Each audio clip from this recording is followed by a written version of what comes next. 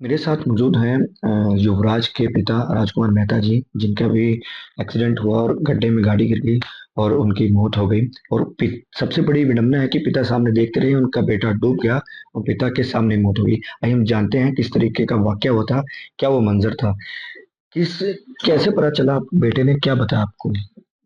बेटे ने फोन किया कि 12 बजे मिडनाइट में कि पापा मैं नाले में गिर गया हूँ, मुझे बचाओ। हम्म। इतना सुनते ही मैं दौड़ पड़ा, जिस हालत में था वैसे ही मैं दौड़ पड़ा उसको बचाने के लिए। और वहाँ बोला कि नाला के पास गिरे हैं, तो नाला खोजते हुए मैं करीब 12:40 तक वहाँ पहुँचा स्पॉट पर। इतनी लेट क्यों पहुंचे, तो पास ही था। मैं दूसरे सर्च करने में दूसरे नाले की तरफ चला गया था। फिर वहां से पूछने पर बेटे ने बताया कि नहीं, वो नाला नहीं, जो सोसाइटी के नजदीक वाला नाला है वहां पर आना है। हम्म। तब मैं फिर वहां से जो भी उपलब्ध गाड़ी थी उसको पकड़ करके वहां पर आया। तो आपकी कन्वर्सेशन कैसे हो रही थी मोबाइल युवराज से हो रही थी, वो मोबाइल से बात कर रहा था।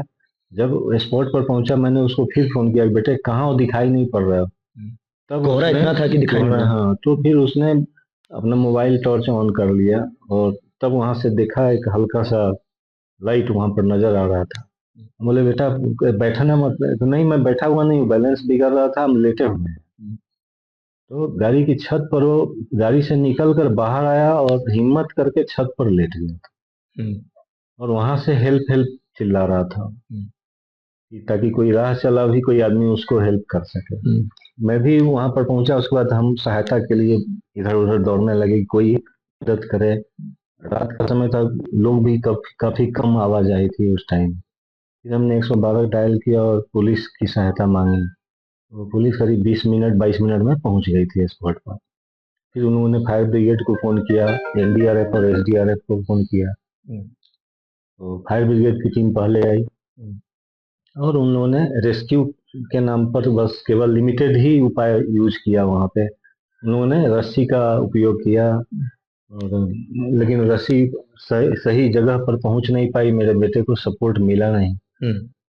उसके बाद वो हाइड्रोलिक वाली मशीन भी आई, काफी लंबी लंबी बड़ी सी, लेकिन तब भी वो लोग रस्सी वहां नहीं पहुंचा सके।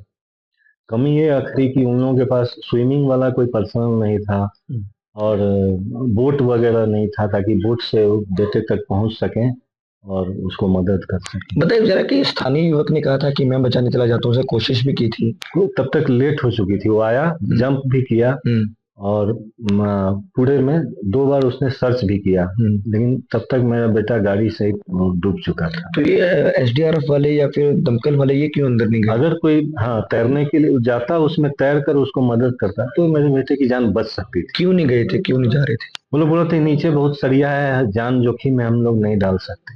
हम पूछे कोई स्विमर है आपके पास टीम में या, तो बोला नहीं नहीं। उसके बाद सुबह में करीब 4 बजे वो एसडीआरएफ की टीम आई।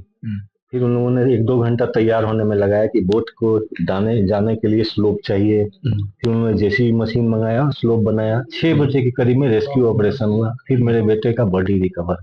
गाड़ी अभी भी नहीं मिली? कौन सी गाड़ी? जिस गाड़ी पे थे वो? नहीं, गाड़ी अभी भी नहीं मिली। अभी नहीं मिली।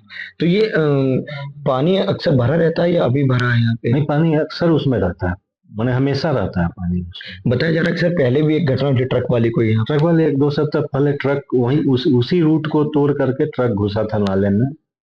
लेकिन चूंकि ट्रक का साइज बड़ा था तो आगे ज्यादा नहीं बढ़ा और ड्राइवर को बचाया जा सका।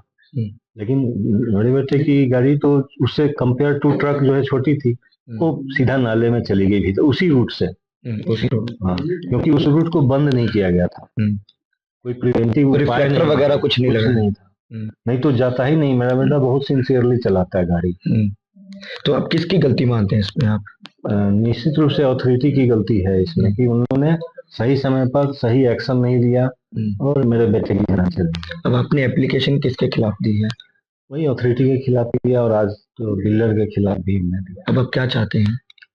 मैं तो यही चाहता हूँ कि अकाउंटेबल पर्सन को पर सुटेबल एक्शन लिया जाए और प्रिवेंटिव उपाय किया जाए कि आगे रेकरेंस नहीं हो इस चीज की।